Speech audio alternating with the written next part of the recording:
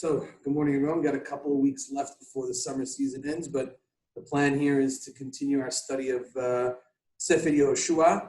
We have the last little bit of chapter 8 to kind of close, which we'll do briefly in the first few minutes of the class. And then we're going to spend the rest of the class, I should say, talking about chapter 9. Chapter 9 is a fascinating chapter with a lot of halachic implications, and I think we'll also have some moral conversations attached to it as well. The last 6 verses of chapter 8, if you recall from last week, chapter 8 was the battle of the Ai and the deceptive nature of Yehoshua's conquest, the partnership, we said, between God and the Jewish people in the area of warfare.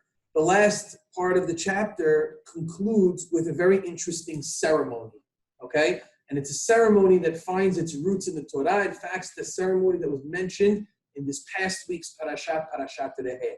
So to just give us a summary, at the beginning of Parashat Re'eh, Moshe Rabbeinu, in his last speech to the Jewish people, tells them about a ceremony that they're going to conduct when they get to the land of Israel, a ceremony of beracha and kilala, a blessing and curse. And it gets more detail later in Parashat Kitavo that we're going to read in a couple of weeks from now. In Parashat Kitavo, Moshe describes the scene as the Jewish people will get to the land of Israel. And there are 2 mountains that stand opposite each other. One is called Har Gerizim.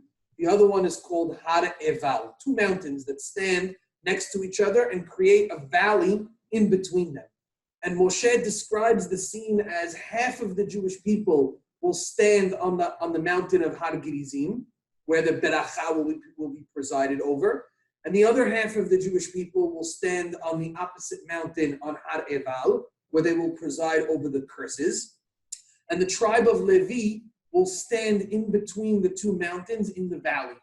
And the tribe of Levi will make a number of statements. Cursed is the person who does X. Blessed is the person who does Y. And each time he does a blessing, they'll turn to the people at Har Gerizim and they'll answer Amen.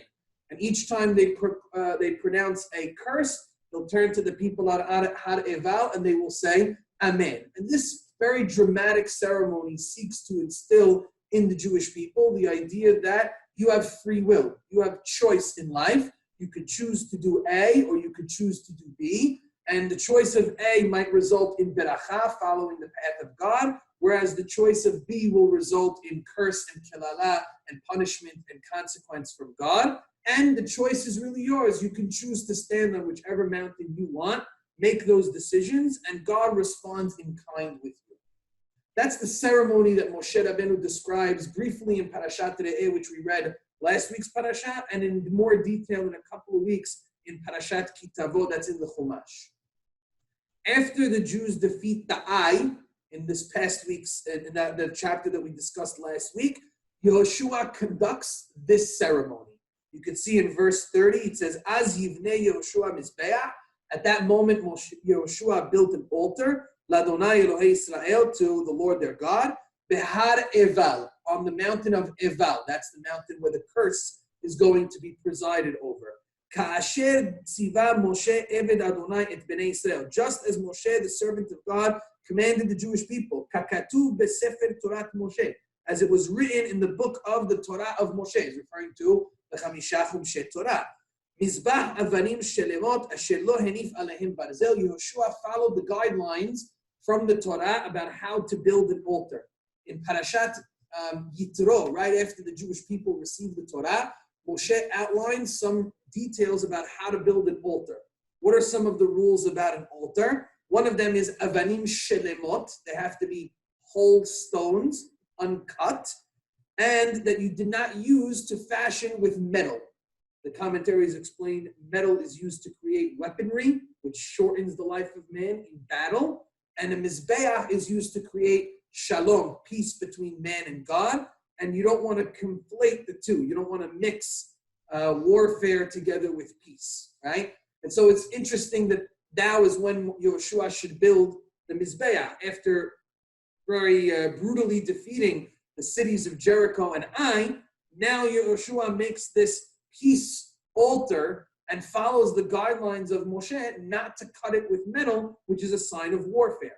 The idea being that Yehoshua's battles were not because he wanted bloodshed, not because he wanted murder, but because he wanted to fulfill the word of Hashem. This is a theme we've been talking about consistently, that it's not just about death and destruction. It's quite the opposite. It's about building a culture that is going to connect with Hashem and morally and ethically spread the messages to the rest of the world. The Jews need Eretz Israel to be able to do that. And so after two very hard-fought battles, including one minor setback, Yehoshua builds an altar as a sign of peace, as a sign of saying this is not about bloodshed, it's about us being able to connect to Hashem. And they bring sacrifices, etc., etc. And if you see in verse 34, you could skip down. Verse 34, after building the altar and positioning everybody in the proper places with Har Gerizim and Har Eval, it says, Kara, it's called Divrei HaTorah. He read all of the words of the Torah, HaBeracha v'HaKelala, the blessing and the curse, as I described, Kechol HaKatuv b'Sefer HaTorah, just as everything was written in the Torah. Lo haya davar mikol asher tziva Moshe. There was not a single thing from what Moshe commanded, asher lo kara Yehoshua, that Yehoshua did not read, neged kol kehal Israel, opposite the Jewish people, v'hanashim v'hataf, including the women and children, v'hager ha'olech bekirbam, and the convert or stranger who walked amongst them. So this once again reiterates Yehoshua's commitment to being faithful to the Torah of Moshe, his teacher, a continuity of the Chamisha Chumshei Torah for the Jewish people. Everything that Moshe commanded them upon his death, Yehoshua is systematically bringing it into fruition. So this is why so many people consider Yehoshua and his book almost an addendum to the Torah, like a connection. It's free-flowing because all of the things that Moshe talked about towards the end of his life that he could not put into place because he did not cross the Jordan into the land of Israel, Yehoshua, by extension, his most faithful student, is now putting into place with faithfulness and steadfastness and commitment to every word of Moshe Rabbeinu in the Torah. Yehoshua does nothing of his own, and this is the praise, the greatest praise of Yehoshua, that he's a faithful and committed student to everything that his teacher taught him to do. So that closes for us chapter 8. Any questions or comments on that little section before we move into the next one? Okay, excellent. Before we begin reading chapter 9, it's important for us to have a little bit of a halachic introduction. Chapter 9 is going to be our first discussion where the Jewish people have an interaction with the people of Canaan. To summarize it, we're going to read the text inside, but to just briefly summarize it, a group of people lived in Eretz Canaan called the Givonim. The Givonim inhabit an area slightly north of Jerusalem, are nervous about what the Jewish people are doing, and they deceitfully approach Yehoshua. They travel from their land to Yehoshua, dressed up as a foreign people, and cut a deal with Yehoshua to have Yehoshua treat them peacefully. When Yehoshua uncovers the ruse after making the treaty, the Jewish people are stuck. They don't have an ability anymore because they swore not to attack these people who turned out to be the Givonim. And now the Jewish people are stuck. They can't attack them. They have to abide by their word, even though they were tricked. Those are people not from when they first entered, different people? Different people. This is a new tribe called the Givonim. Yeah, new tribe. And so now Yehoshua has to find a way to integrate them into Jewish society, but they consistently remain a thorn in the side of the Jewish people because the Jews did not want to make peace with them. They tricked them into making peace with them. And this calls into question the whole larger discussion about war versus peace. Was there an option for the people who lived in Eretz Israel at the time to make peace with Yehoshua? Was Yehoshua commanded to obliterate all of the people who lived there regardless of what they wanted? What was the dynamic that went on there? We don't see anything in the text of the Navi that suggests, at least to this point we haven't seen, that suggests that Yehoshua was offering peace to the people of Canaan. In fact, the very nature of the fact that the Givonim trick Yehoshua into making peace with them seems to suggest that there was no peace option to them, and that's why they had to act in a deceitful kind of way. So there's a little bit of a question mark here, right? And is it okay to say that we did not offer peace to the people? What happens if the people of Canaan said, we don't want to fight you. We'll be okay with you. We'll abide by whatever rules. Why should we kill them? Why should we destroy them? Are we a nation who wants bloodshed? So there's also a moral question that we have to ask ourselves here. Are we brutally killing people in Eretz Canaan regardless of what they were treating us? Or was there something a little bit different there to call into question? So there are, coming into their land. We're just coming in. Not to mention the fact, we're encroaching on them, right? So, so how does this get looked at, right? A casual reader, we're Jews, so we're reading it and we're like, yeah, we have to conquer the land of Israel. Well, just pretend for a minute that you had no skin in the game. I mean, who's the villain and who's the Hazit, right? It sounds like, well, what do these people do? They didn't do anything. They didn't attack. Here comes this big bad Jewish people. They just swarmed in and killed everybody without so much as a word, what's going on. That's certainly not the kind of look that we're used to. But maybe it is. We're not sure. We don't see anything that seems to suggest that they offered it.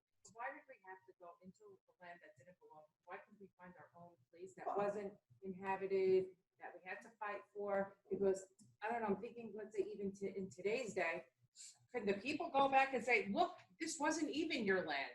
Okay. It's like in black and white. But is that true? I don't know. Well, where does our connection with the land of Israel go back to? Right? You can't leave out Abraham, Yitzchak, and Yaakov, right? So, yes, at that moment, other nations are inhabiting because we left down to Egypt and we were oppressed as slaves there, and now we're coming back to reclaim what we believe is, our land, right? It's the same debate we're having to this very day, right? With the Arab nations and the Palestinians, right? It's our land, it's your land, but we were here, but we had it from Abraham, but we don't think it was Ishmael. These are the same issues that we're currently dealing with in the modern day in a claim for land that they were having, way back then. So, right, and so eventually it's gonna have to come to a certain fighting. That's just the way it is. There's really two approaches to this. One approach is the approach of Rashi. Rashi learns from the Torah because the Torah says, "Hacharem kol asher ba." The Torah says to obliterate and destroy all 7 nations without any conditions.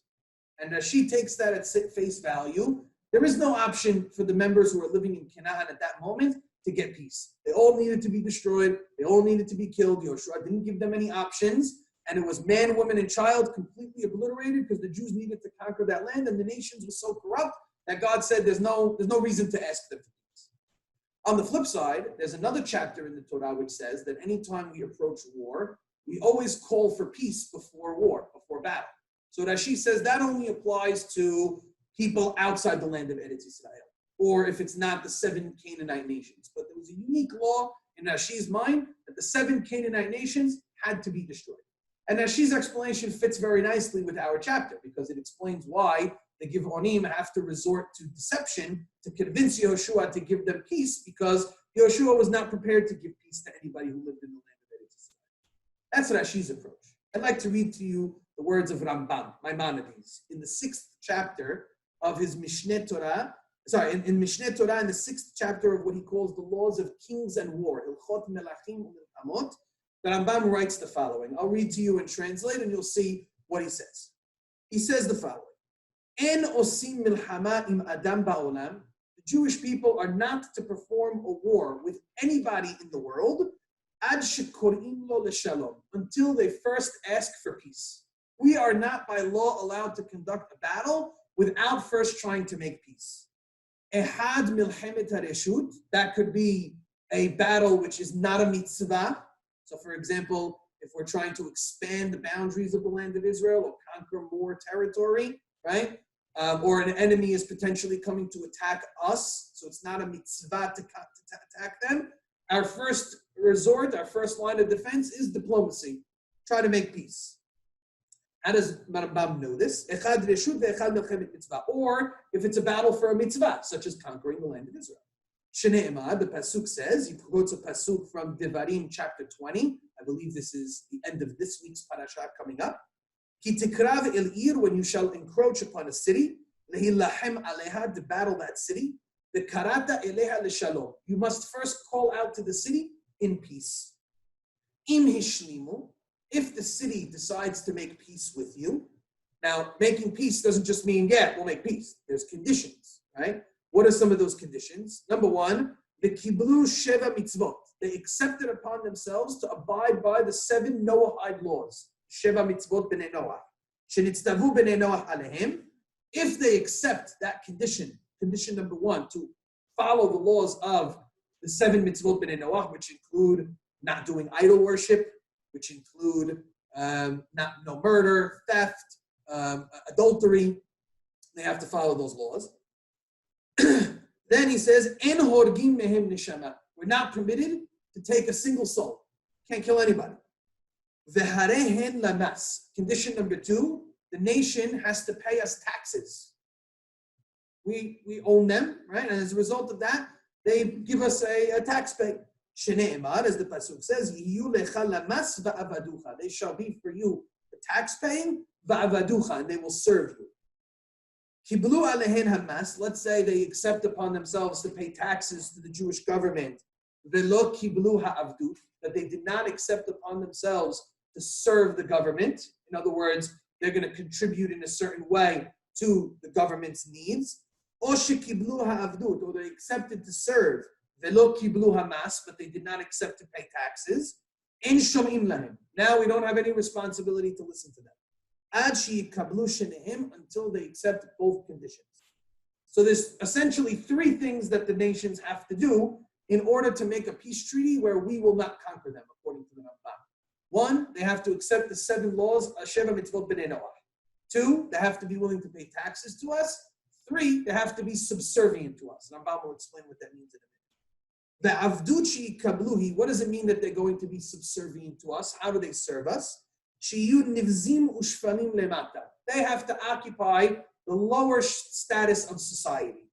Velo yarimu rosh b'Yisrael. They cannot, let's say, be politicians or have government positions, right? To a certain extent, they cannot raise their head above the head of the Jew. Ela yiyu kvushim tahat yadav. They're going to be second-class citizens. They can exist. We can coexist with them. They can be part of society, but they don't necessarily have all the same rights that the Jewish people inhabit within their own society. They're not allowed to raise themselves above the Jews in the society in any way, shape, or form. So that's the payoff. That's the trade-off. You don't want us to conquer you. You don't want us to attack you. No problem. You have to abide by certain laws. You have to pay us taxes, and you're going to be sort of a lower-class citizen. You're going to only have certain rights. You're not going to have all the same rights that typical Jews experience within their society. And then Rabbi continues to go on, right? Now, look what he writes a little bit later on. He says, Asur l'shaker b'britam. We're not allowed to lie about our covenants with them. U'lechazev lahem, or to be deceitful towards them. Ahar she'ishlimu v'kiblu sheva mitzvot. After they've already accepted. In other words, once we've made a treaty with them, we don't have the right to, play games with that treaty. It's binding. And we're going to see that that's going to come up in our chapter. After the Jews make a binding contract with the Givonim, who deceived them, it was under false pretenses. Even then, Yehoshua's hands are tied, and he says there's nothing we can do about it. We made a swear, we made a promise. It would be a tremendous chilul Hashem, a tremendous desecration of God's name, if we were to do an about face on our Shavua, on our swear. Unless they break the deals of their condition, right? Which is interesting. Now, I'll skip a little bit here to where the Rambam talks about Yehoshua. And this is very atypical of Rambam. This is a book of law that I'm holding in my hand, Mishneh Torah. The Rambam gives us a little bit of history in regards to this. Look what he writes. He says in Halacha Hey over here, Shlosha ketavim, 3 letters, Shalach Yehoshua. Yehoshua sent to the members of Eretz Yisrael, Ad shelo nichnas la'aretz, before he got to the land of Eretz Yisrael. So this is new. We don't see this anywhere in the text. This is based on rabbinic tradition that our rabbis teach us, that Harambam codifies. Yehoshua sent 3 letters to all of the inhabitants of Israel before he got there. What was in these 3 letters?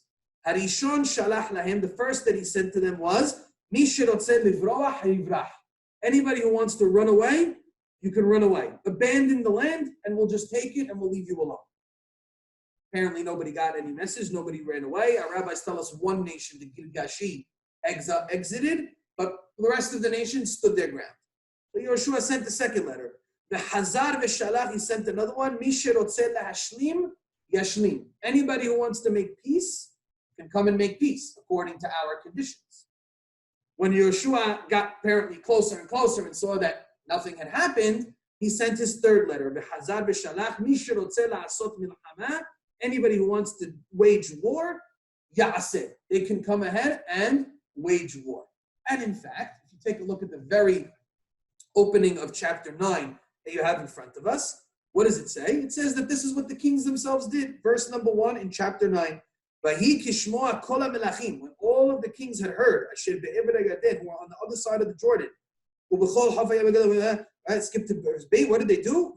Verse number 2, pasuk bet. They all gathered together lehilahem im Yehoshua ve'im Israel pe'ehad, to battle Yehoshua and the Jewish people with one mouth. In other words, they united together in warfare against Yehoshua.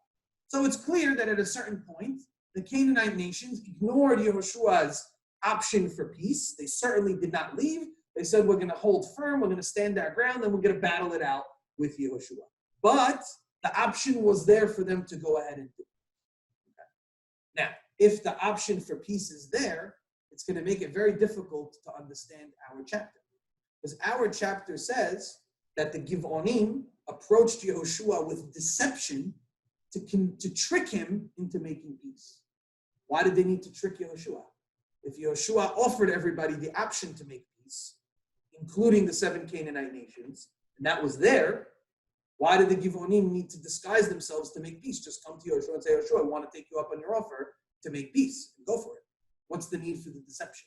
That's the big question that stands at the core of this chapter, if we're assuming that Yehoshua is offering peace. Like I said, there's other approaches like Rashi who say no peace offering was made to the nations of Canaan. The peace offerings were only for other nations, for outside of Eretz Israel. But if we're going with Rambam's approach that there was a peace option, which maybe our emotions want to be able to go with that approach because we find it to be maybe morally and easier to accept for us, that we didn't just come in and attack and kill man, woman, and child without any recourse whatsoever. We'd like to try to accept this idea. Maybe it sits a little bit better with us. It feels a little bit better that we offered an option for peace. So if we want to accept that, we have to be able to explain how it fits, how it jives with the chapter that we have in question. So that's the question that we're going to leave here. It happens to be the question that the Rambam is going to answer right next, but I'm going to leave you on a cliffhanger because now we'll read the chapter and then we'll come back to the Rambam and see how Rambam learns up the chapter to make it make sense. Are there any questions up until this point? Okay? Now, I know it seems a little bit like, what's the point here? I think it's very, very consequential. I think there's a huge moral implication that is being understood here and what's going on in this chapter that I think is very important for us and has a lot of ramifications for us today. We know that our Israeli army prides itself on this kind of an approach, right? They're going to attack terrorists in Gaza and they're dropping leaflets to tell them, get out. It's ridiculous, right? It almost doesn't mean, it's nonsensical. No other army in the world operates under that kind of pretense. They don't say anything. I mean, it's subject to many a stealth attack by many of our adversaries, many of our enemies. So the rules of engagement seem to apply more to us, and despite the fact that we go above and beyond the rules of engagement, we constantly get bad media press and constantly ridiculed by the rest of the world. And yet the rest of the world, when they treat us, there's no rules. They can do whatever they want, right? It's that constant push and pull that's very, very, very, very frustrating, right? And so when you're reading it here in Yehoshua chapter 9, you see not much has changed from the time that we were first in there, okay? So let's take a look over here. We'll read a little bit through the chapter. I just want to be mindful of the time. What is it? It's 11 o'clock. Okay, we have about 15 minutes. Let's read through the basic things about what happens, and then we'll take a look at the Rambam's wrap-up over here. Let's start at verse number 3. The people of Givon heard what Yehoshua did to the cities of Jericho and Ai and how they obliterated them. They also acted deceptively. Why does it say they also acted deceptively? What is the also? What does also mean? It should just say they acted deceptively. What does it mean? They also acted deceptively. Also as in addition to whom? Who? No, but they're the ones who are acting now. So it said the Navi tells us they also acted with deception. Who were the first people to act with deception? No, the Jews, right? We acted with deception in the battle of Ai, the way we ambushed them, right? So the people of Givon hear how Yehoshua conquered Yericho and Ai, and it sounds very fishy to them. They seem to say these guys are playing tricks, right? Yehoshua, they circled the wall 7 times and the wall fell. They don't really know how that happened. Something must have been fishy, dicey over there. Then they hear about the ambush of the Ai and how the Jews went behind and attacked from the backside. So the people of Givon are saying, these guys know how to play their fair share of tricks. Let's give them a little taste of their own medicine, and we're also going to act deceptively. To a certain extent, it sounds like the Navi is telling us that this deceptive act on the Givonim was payback for what the Jews had done, and maybe there's a little bit of criticism because we said in last week's chapter that it was Yehoshua who came up with that plan. It wasn't God. God told him to do an ambush, but not quite in the deceptive way that Yehoshua ends up coming up. Brilliant as it was, it kind of backfires on them in the next chapter because somebody decides to play the same game. They say two could play that game. So what do the Givonim do? I'm in verse 4. They go and they dress themselves up. They take worn out sackcloth for their donkeys. They take leather skins of wine that were cracked and worn out. And verse 5 says they worn out their patch of sandals and they took clothing that was worn out and they took dried and crumbly bread. They're trying to give the illusion, as we'll see momentarily, that they're traveling from a very far off land to come and make peace with Yehoshua, right? Why do they want to make it believe that they're from a very far off land? They want to cut a deal. Why won't they cut a deal? Like, I'm really interested in doing this. I came from so far to make sure that Okay, so they want to show maybe their how far they're willing to go, but there's something much more simpler than that. Exactly. They don't want to give the impression that we're the Canaanim, right? They want to give the impression we're people from a very far off land. We're not from these people, so you can make peace with us. Again, supports a little bit Rashi's claim that there was no option of peace with the people in the land, so that's why the Givonim pretended that they were from outside the land of Eretz Israel. So what do? Yehoshua, verse 6. They go to Yehoshua and Mahaneh HaGilgal, to the place of Gilgal where the Jews are camped. That's their home base. They say to Yehoshua and to the nation, we've come from a distant land. Now cut for us a deal. Let's make a covenant. The Jews say to the Hivi. Now they don't know it's the Hivi. The Hivi is one of the 7 Canaanite nations that the Givonim are a part of. They don't know it's the Hivi, but the text tells us they said to the Hivi, maybe you're tricking us and you're part of the people who are in the 7 Canaanite nations. How will I establish a covenant with you? And in other words, my hands are tied. I can't do that. They say to Yehoshua, no, we're your servants. Who are you and from where do you come from? What did you just notice happened in those 2 Pesukim? Something very strange happened. If you're very sensitive to the text. Look at who they're talking to in verse 7, and then all of a sudden how they transition to verse 8.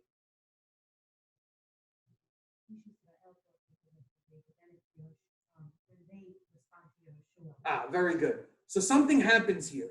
Originally, they approached Yehoshua in the context of all the Jewish people. And the Jews sniff it out. What's going on over here? Why are you making a deal? Maybe you're part of this. The Givonim get nervous. So what do? Let's have a private meeting with Yehoshua. They take Yehoshua off to the side, and now they're just having a conversation with Yehoshua. You can imagine them coming with in front of everybody. The people start to clamor. Let's just have a conversation with Yehoshua. We're just going to talk to the leader. Let's move over to the side. Part of it, the Malbim explains something very interesting. He says there's different kinds of covenants that you can make. Some covenants get made with nations. Some covenants get made with kings. They started out by saying, let's get a covenant like the one with nations. And the nation gets suspicious. So they say, oh, why would you want to make a covenant with all of us? don't you just want to make, these are the kings that make covenant. Yeah, you're right. Let's just talk to Yehoshua. Let's make a covenant. So they're trying to hide a little bit, and they keep changing their story a little bit because they're getting exposed, and they're trying to cover it up a little bit. So let's take a look at Pasuk Tet, verse 9. What do they respond? Vayomeru elav, they say to him, Me'eretz rehoka me'od. We're from a very, very far land. Yehoshua asked them, who are you and where are you from? Meaning, I should recognize other countries, other kings. I should be able to know them. They say, no, we're from a very, very far off land. You would never know. Even if we told you the land where we're from, you would never recognize it. Ba'u avadecha l'shem Adonai Elohecha. Oh, what do they say? We're not just coming to make a peace treaty between lands. We're not just coming, because why would you make a peace treaty with someone who lives all the way on the other side of the earth with you? What kind of usually peace treaties get made with neighboring lands, right? I won't attack you, you don't attack me. We'll trade resources, we'll have goods. Now you're making a covenant with people who live on the other side of the world. What kind of covenant would you make with people who live on the other side of the world? You know what kind of covenant you would make? Like you know, a religious covenant, philosophical covenant. Oh, we agree in principle to the ideals that you have. You know, think of the covenant that Israel has with America. Yeah, it's a perfect example, right? Now, today in a globalized world, obviously we can share resources, we can do a lot of those other things, but Israel and America's covenant is beyond neighboring, right? It's not just you don't attack me, I don't attack you. It's not just let's share resources, it's more than that. We share a similar ideology that is very important for us, even though we're on opposite sides of the world. We want to spread the same ideology as you. So we're going to have a philosophical covenant, a social and ideological covenant between the two. We believe in democracy. We believe in morals. We believe in all of the same principles and values that you believe in. And that's what they're saying to Yehoshua. They're saying, Yehoshua, we don't want just a not you don't attack us, we don't attack you covenant. Because we live on the other side of the world. You're not going to find us, right?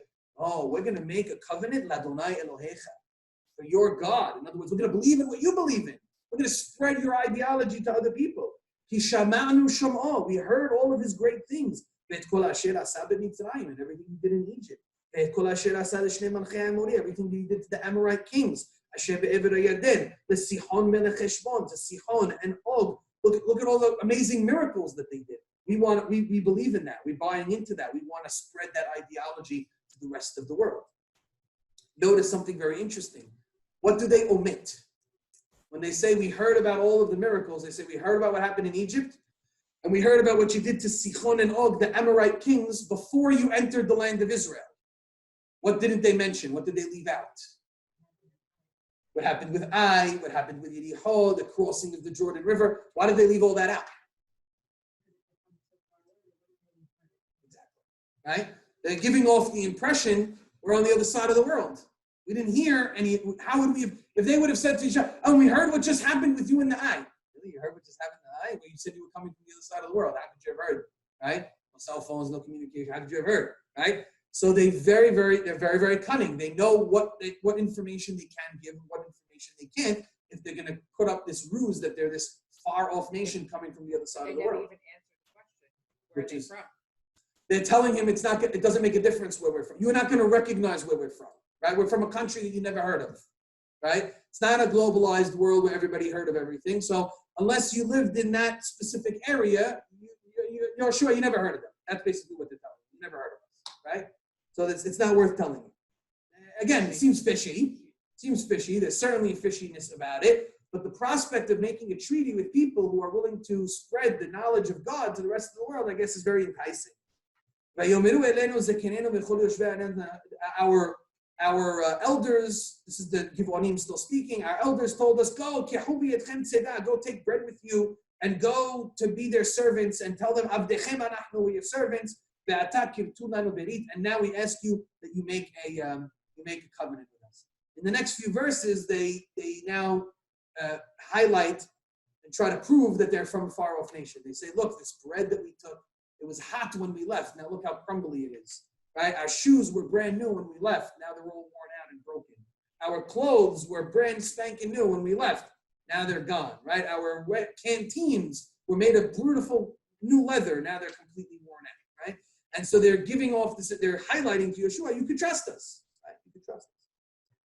What happens? Look at verse 14. Pasuk Yudalad, Vayikhu ha'anashim mitzedam. The people took from tzedam.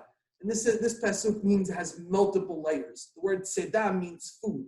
So one explanation is they took from their food. What does taking from their food mean? The Jews took from the food of the Givonim. What is that a sign of?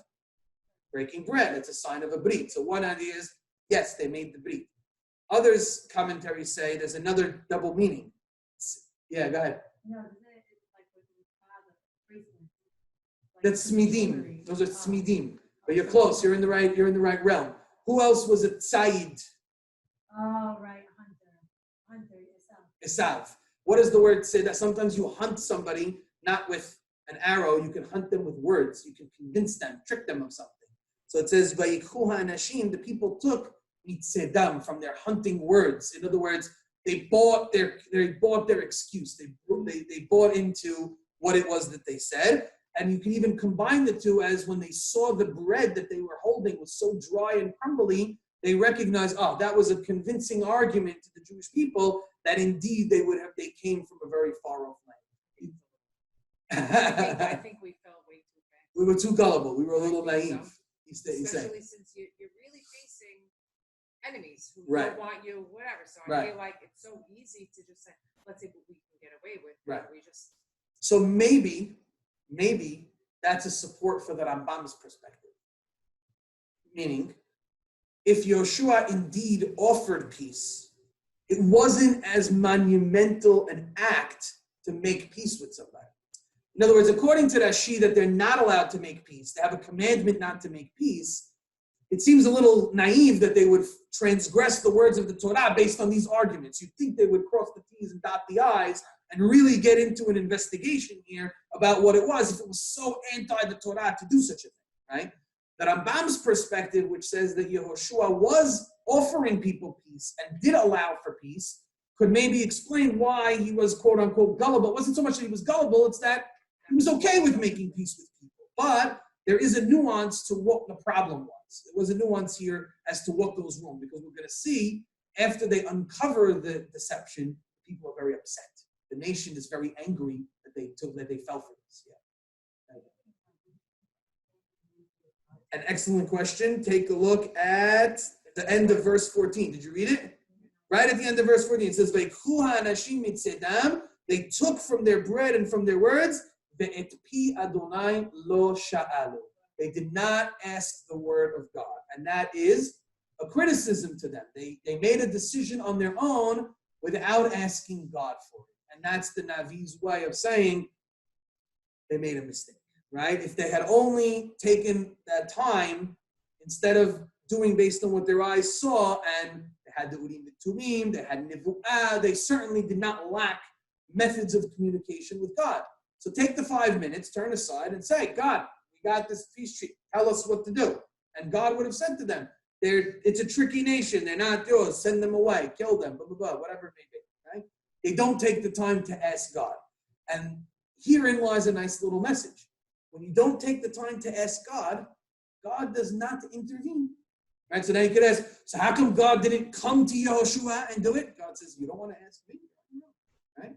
You want to come to me? You want to ask? I'll be more than happy to answer you.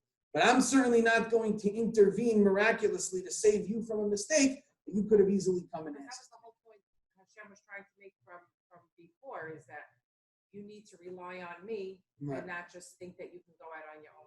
Correct. So herein lies a little bit of the danger, right? So we said we're transitioning from a supernatural, miraculous stage where God is in control of everything to where now the Jewish people have a little bit more in their hands. Here's a perfect example of how God gives them a little bit of responsibility, and very easily it goes to their heads and they don't ask God, right? They go the opposite direction, right? I hate to give this analogy, but I guess it's a good one, right? And I don't have a teenager, so Esther and Lori, you'll have to fill in. But it's like dealing with a teenager, right? You give them a little bit of responsibility, and then all of a sudden, what happened? I thought we were partnering together, right? You don't want to be, like we saw last time, you don't want to be too on top of them, too many restrictions. okay, I'm going to give you the car and I'm going to give you a little bit of responsibility. What happens the first time? 3 a.m, the kid's coming. What happened? Oh, you give them a little bit of responsibility, goes to their head, and they don't fit into it, right? So this is part of the struggle of a fledgling nation trying to find their way in this partnership between God and themselves. And the minute they have a little bit of power and a little bit of responsibility on their own, they take it a little bit two-step and they ignore God for a minute. And this is where a consequence happens. And so that's another lesson that we can learn, that even when God gives us responsibility, we have to be very careful about how we use that, continuously relying on God. So the next few verses, what does it say? Pasuk Tetvav. Vayas lahem Yehoshua shalom. Yehoshua makes peace for them. Vayichrot lahem berit. He cuts a covenant for them. Lehayotam, to give them life. Vayishavu lahem nesi'eh ha'ida. And the people of the Nesi'im, the princes, swear to them. Skip down a little bit. Verse 17. I'll read in the English just because we're a little short on time. The Israelites set out on the 3rd day. They came to their towns. These towns were Givon, Chefira, Be'erot, and Kiryat Ye'arim, right? And it says that they uncovered sorry, I apologize. In verse 16, but when 3 days had passed after they made this pact with them, they learned that they were neighbors living among them. The Jews uncover that the Givonim did not go all the way back. They see that they are part of them. Now skip back to verse 18. So they come and they approach them, right? They're not happy. Verse 18, but the Israelites did not attack them. Since the chieftains of the community had sworn to them by the Lord, the God of Israel, the whole community muttered against the chieftains and were all upset. But all the chieftains answered the whole community, we swore to them by the Lord, the God of Israel, therefore we cannot touch them, right? Now, herein lies a question. I don't understand. The Givonim tricked the Jewish people into making a covenant. Is that a covenant that holds? Certainly it's not a covenant that holds. Anybody could easily claim, you made us a covenant under X and Y pretenses. It turned out to be false. The covenant is null and void, right? We don't have to abide by that. The Jewish people notice something over here. They say, you're right. From a legal perspective, they really did not need to uphold the Givonim's treaty with them. But are the nations of the world going to accept such a fact? They don't operate under those conditions. They're going to find an excuse to attack the Jewish people. And so it's really a matter of Chilul Hashem, a matter of desecrating God's name, that the Jewish people uphold their deceived covenant with the Givonim. And this shows a tremendous amount of restraint on the part of Yehoshua and the people. We're holding up our end of the bargain. And the people are saying, what are you talking about? They're muttering against it. What are you talking about? We don't have to uphold this. They deceived us. Let's go. Let's kill them. They said, no. We made a deal. We made a covenant. We swore by God's name. We don't take that lightly no matter what. We're not going to be able to kill them, even though they had legality to do so. But now, did they agree to the terms that we heard before, the 3 different things? The laws of Noah. Excellent. Good. So the Malbim explains that when Yehoshua made the covenant with them, right, part of what he did was, it says, lechayotam, to keep them alive. But he didn't give them a free reign. He didn't give them, it wasn't a full covenant the way it was described over here. And that helps us, according to the Malbim's approach, to understand why did the Givonim trick the Jewish people into doing that? Why didn't they just come, according to our understanding, they could have just come and said, we'll make peace. Because they wanted to make peace and they didn't want to accept those other conditions. They wanted peace to stay alive on our terms. And according to that, that's why they did the deception. So as not to accept the terms and conditions of what Yehoshua wanted.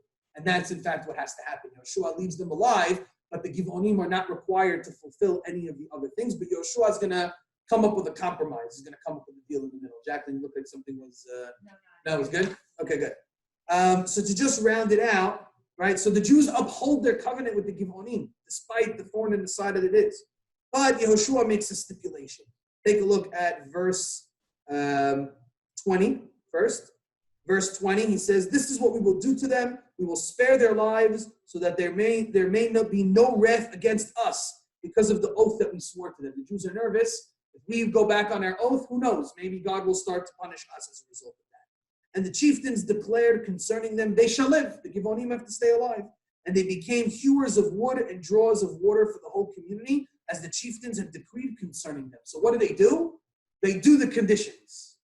They say, you're going to be second-class citizens. What are you going to do? You're going to occupy the lower jobs of the society. The two lowest jobs of the society, wood choppers and water drawers. And that's where they're going to remain. They're going to remain as that part of the society. Water drawing is something that we do see women do quite often, right? We see it like with Rivka and with Rachel and sometimes shepherding. But it seems like in this context, it's something that they gave to the lower class citizens of the society to go ahead and do. And Yehoshua now approaches them in verse 22. Yehoshua summoned them and spoke to them. Why did you deceive us and tell us that you lived very far from us when in fact you lived amongst us? Therefore be accursed. You're going to be cursed. Never shall your descendants cease to be slaves, hewers of water, drawers of water for the house of my God. You may live amongst us. You may have protection from a technical perspective, but you're accursed people. You're low-class citizens, and you're never going to enjoy the luxuries of what it is to live in a Jewish society. So they continue to live amongst the Jews. In fact, we see in halachic literature from the Givonim emerge a title of people called Netinim, who later become a thorn in the side of David Amalek. And David Amalek decrees that these people are not allowed to marry into the Jewish society. They have to be isolated like a mamzer, like other people. They're not allowed to marry certain people. They're restricted, right? And continuously, they are put down and suppressed in the society because of their immorality, because of their deceitful tactics that start from the beginning until eventually they are cast away from amongst the Jews. So that's pretty much the end of. That's pretty much the end. In verse 24, they explained what they did. They replied to Yehoshua, you see, your servants had heard that the Lord your God had promised his servant Moses to give you the whole land and to wipe out all the inhabitants of the country on your account. So we were in great fear for our lives on your account. That is why we did this thing. And now we are at your mercy. Do with us what you consider right and proper. The Givonim choose a life. As long as they get to live, they don't care under what conditions it is. They tell Yehoshua, whatever you want to do to us, fine, but you and I both know you can't kill us. And so he did. He saved them from being killed with the Israelites. That day, Yehoshua made them hewers of wood and drawers of water, as they still are, for the community and for the altar of the Lord in the place that he would choose. So that ends the story of the Givonim. So to come back to the Rambam's words that we'll close with, the Rambam writes, Im ken, if this is also that we did offer peace to everybody, why did the people of Givon trick us into making peace with us? So Rambam's answer is slightly different than our answer. He says, they sent them and they didn't accept the peace offering. And they didn't know what the Jews wanted from them. And they thought that the Jews were not going to offer them. So the Rambam says the Givonim didn't get the message. They got the letters, they either rejected them, they didn't accept them, they didn't read them. Technicality, they didn't know that the Jews were really offering them peace. So he says, so if that's the case, once they eventually made peace, why was everybody angry? They should have said, okay, we're allowed to make peace, no problem. Why was it so bad? They really wanted to kill the Givonim, if not for the swear. It says, because they made a covenant. That was really the problem. Even when Yehoshua was offering peace to the nations that were in Israel, he never offered them an eternal covenant. That was a new thing. That was really the crux of the issue that the Givonim wanted. They wanted a consistent covenant with them. And that Yehoshua was never allowed to give. Peace, we'll give you peace. We're not making a covenant. We're not making a deal. Their law was that they should become servant slaves. Since they swore to them by accident, they really should have been put to death as a result of that. Why didn't they? As we explained, not for the fact that this would have desecrated the name of God, because the Goyim would not have looked at it as a fair trade-off. They would have looked at it as the big bad Jews went ahead and killed us. So the Jews go above and beyond, as we typically do, to give them peace against what our better judgment and against what we legally could have accomplished in order not to make a bad deal. So this is the story of the Givonim. It continues to plague the Jewish people. I would highlight a number of different lessons that we learn from this story. Number one, we are a moral and ethical people. We're people who ultimately seek peace before bloodshed. And I like the Rambam's approach. It speaks to me. It's not to disagree with the fact that there are other approaches, but personally, I find that Rambam's approach to be uplifting. It fits with our modern day approach to warfare and to the rest of the world. We always seek peace, but it's peace on certain terms. We have a mission in life as Jewish people to spread a certain ideology around the world, which means that people have to abide by certain rules and regulations, have to fit within the society in a proper way, and we don't necessarily make the ability for goyim who are living within our society to cause us problems and to start spreading corruption and breeding false ideologies within. So we can have peace, we can have tolerance, we can get together, they can live as part of our society, but it's going to be under certain terms and rules and regulations, unless they want to convert to Judaism. That's a whole different story, right? If they wanted to convert to Judaism and become full-fledged Jews, that's a whole different program. But if you want to live as goyim in our society, there's certain rules and regulations, terms and conditions you have to abide by, and then we can go ahead and do it. But it's very morally uplifting to be able to see that. I think the second lesson that we pointed out was the idea of not asking God.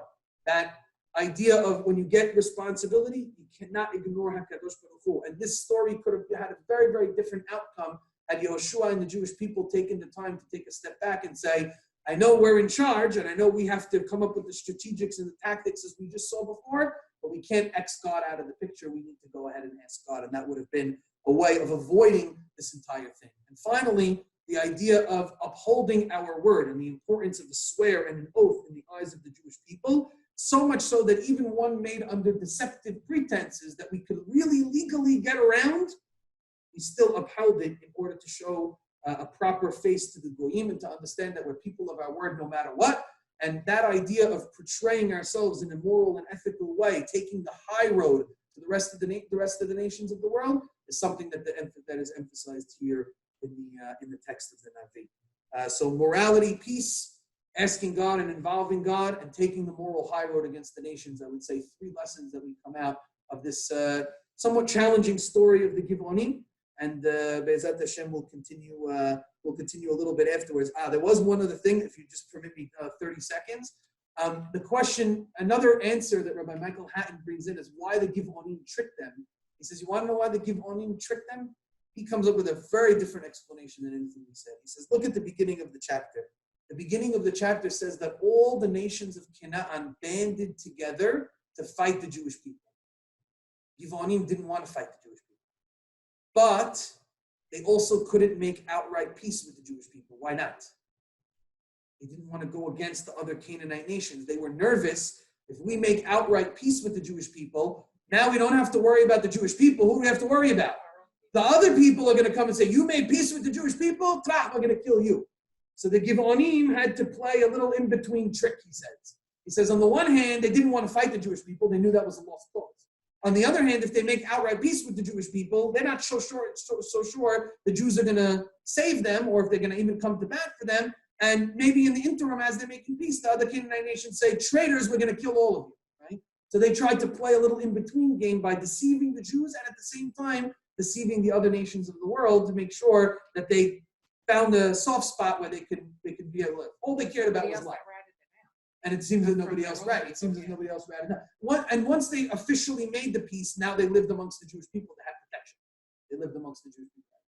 That's a nice little political game, the way Rabbi Michael Hatton explains it. But those are the lessons I think that come out of this chapter. I think they're worthwhile. I think many of them can be applied to a modern day version of what we're going through with Israel and the rest of the nations. And I think they're really everlasting. So that concludes chapter 9. Be'ezat Hashem, tomorrow, next week, we look at chapter 10 and start getting into the teeth of some of the other conquest battles throughout Eretz Israel. Any questions or comments? Go ahead, Janet. Yeah. The resolution of the Rambam is that you can't make a breed with them, but you can offer peace to them. Right. So therefore they were not. He says that's why the Nesi'im were angry. They were angry, and the people were angry because they could have offered peace, but they went even further than that. They offered them a brit. And you could also say that was the deception. I don't think the Givonim knew that. The Givonim themselves probably didn't know the distinction between peace and covenant, right? They maybe equated the two. But from the Jews' perspective, there was a big difference. And that's why the Nesi'im were angry that we made a covenant with them when we were only even just allowed to make peace with them, even had we known that they were part of the same. Did God ever directly say that he needs to destroy them? Yes, in the Torah. No, so then how could you say that they could? How could the Rambam say that you could just offer peace? Oh, so the Rambam is comparing two things. The Rambam is going to say There's a chapter in the Torah, this week's parasha, that when you approach a city, you have to call for peace. So what does it mean when the Torah says obliterate them? Obliterate them if they don't want peace. If they don't want peace, then you can kill them. And the difference is that, and Harambam explains this, he says the difference is, if it's a regular nation, not one of the 7 Canaanite nations, and you call for peace and they say no, so then you fight the battle, but you don't kill women, you don't kill children, you don't kill animals. You take all of that as prisoners of war and you treat them in a moral and ethical way. When it comes to the 7 Canaanite nations, it's much more brutal. But Rambam admits, we ask them for peace. If they accept peace, we leave them alone. If they don't accept peace, then the Torah comes in and says, wipe them all out. Men, women, children, animals, you destroy everybody. You don't leave anybody, you don't spare anything. That's the little bit of the difference between the Canaanite nations and everybody else. After they don't make peace, the warfare is treated very differently. I'm glad you brought that up. Yeah, say destroy them and do not offer peace. He says do not offer peace to them, not the animals, not the... So you're talking about Shaul. Meaning the rule is that you should destroy them once you had offered peace. Reconcile the two different... Destroy them, meaning if they offer peace and they say no. No, okay, let's put Amalek aside. We reconcile that you're allowed to make peace because it says that you should offer peace. So we say, okay, Correct. even though it says destroy them, later on it says that you should offer peace. So Correct. We say offer peace and not destroy them. Correct. What does it say in the story of Amalek? So in Amalek, we don't have any other, we have it out in the Torah, it says, Mahoim Chayet Zecher Amalek, to destroy and obliterate Amalek from the world, to erase their memory from the world. Similar language to what it says with the Canaanites, Haharemotam, completely destroy them. Now the question is, does the peace offering apply to Amalek? And the answer Harambam gives is that it does. It does. He says, I think he mentions Amalek explicitly. He says, here, I'll read you the halakha. This is halakha 4. In lo hishlimu, if they don't get for peace, or she hishlimu, they want peace, velo kiblu sheva mitzvot, but they don't want to accept the Noahide laws upon them. Osim imahem milchama, we do a war with them. Vehorgim kol hazecharim hagedolim, right? We kill all of the males. Ubozezim kol mamonam v'tapam, and we take all of their possessions, their money, and their children. Ve'en horgim isha velo katan, we don't kill women and child, as I just told you. Shene'ema, the pasuk says, "Vehanashim ve'hatav zetav shel zecharim." B'mei devarim amurim. When is this the case? B'milchemet hareshut. It's an optional battle. Shehi im sha'ar ha'umot. Aval shiv'a amemim. Pay close attention to Harambam's language here. But the 7 nations, ve'amalek, and the people of Amalek, shelo hishlimu, who don't make peace, en manihim mehem neshama. We don't leave anybody alive. This is what you should do. Destroy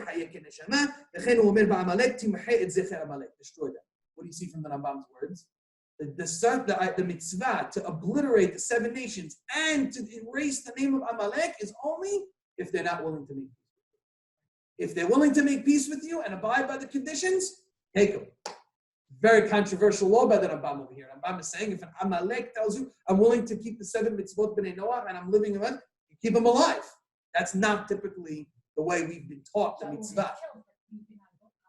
So the question then becomes, what do you do with Shaul, right? Shaul is commanded directly by God to obliterate everybody, and we don't see anywhere that Shaul offers them peace. It's not mentioned anywhere in the text. We don't see here that it's offered. So you could say it's implicit, if you're following the halakha, or you can say, since God commanded Shaul at that moment to kill them and obliterate them, God is telling them, I know they're not going to accept the peace, so it's fruitless. Might as well not even give them the option. It's a little challenging. It's not 100% clear. You could see why people maybe adopt the Rashi and other perspective, right? So Women are the ones telling us, same thing about let's say the parents of Hamas leaders, those are the ones that are encouraging them. Encourage their child. Yeah. So it makes sense that the woman, but it doesn't strike me as so brutal. I just wonder if you could apply some of what we know modern wise to what it was there. Yes, I'm sure hatred was embedded in the children for the Jewish people by mothers, by the homes, and so on and so forth. But typically, the Torah recognizes that women are defenseless. Women don't have a part in the war. They're not threatening. So to just go around killing them. They're part of the ideological. Yes, but still. Which is why I'm saying Amalek. I'm saying that's why I think. You're saying Amalek. Yeah, I'm not talking about a typical nation. Understood. In the nation Right. Amalek with That's their- why we're the okay root with was so evil that you have to uproot it.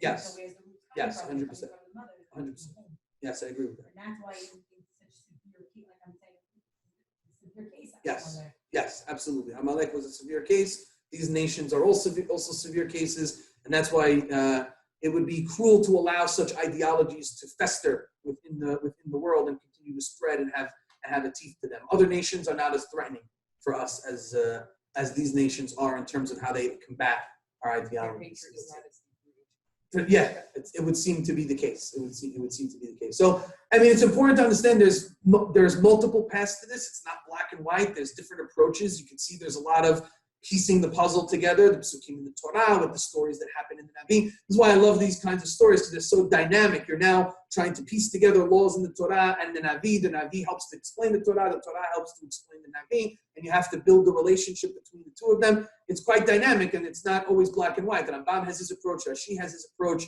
It's fun to contemplate. It's fun to consider. You want to know the real answer? I think there's 24, I think. 24? No, there's a little more than that. Maybe 27, I think. I'm not sure. Huh? I forget. It might be 26. I forget off the top of my head. I'll tell you right Something now. close enough. Yeah. Sometimes I forget. I didn't know if it something like I see. Oh, no, we have a long way to go. The- We have a long way to story go. there is. 24. I was right. Yeah, 24. 24 chapters. We're up to chapter 10. Now we're going to get into some more of those battles. See it? Then a little bit later, we're going to get into the division of the land. And then we read about Yehoshua's end of life, what he does for the Jewish people before transitioning to the next book, which is Shoftim, the time of Judges, which is also a fun time. Yes.